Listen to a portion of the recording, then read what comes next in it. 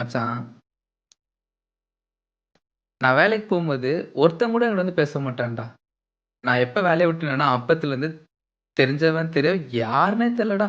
அவன்லாம் வந்து என்கிட்ட பேசுறான்டா. அதுலயும் நான் எங்க வேலைக்கு போறேன்னு அழுத்தி வேற கேட்கிறேன்டா. மனசு புண்ணா இருக்குடா. அதிலிருந்து நான் வீட்ட விட்டு வெளியவே விட்டுட்டேன்.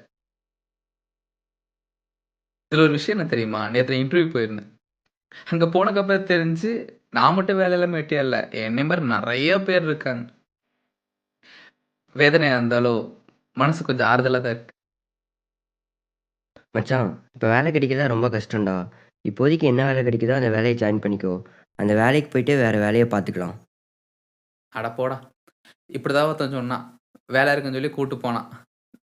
நானும் அவன நம்பி, என்னடா வேலைன்னு கேட்டேன். அதுக்கு அவன் சொல்றான், உன்னைய மாரி 10 பேர் வேலை இல்லாம வெட்டியா இருப்பாங்கல்ல. அவங்கள கூட்டு வான்னு சொல்றான். இதெல்லாம் ஒரு வேலையாடா? அது சரி, எல்லாம் கொஞ்ச நாளைக்கு தான். அப்புறம் நம்ம ஆசைப்பட்ட மாரி வாழலாம். ம். என்னமோ சொல்ற. சரி ஓகே. சரி, நான் உன்கிட்ட ஒண்ணு சொல்லணும். ஆனா இப்ப இல்ல. நேரம் வரும்போது சொல்றேன். சரி நான் டேய் கிளம்புறேன். டேய் சொல்ட்டு போடா. சொல்றேன்.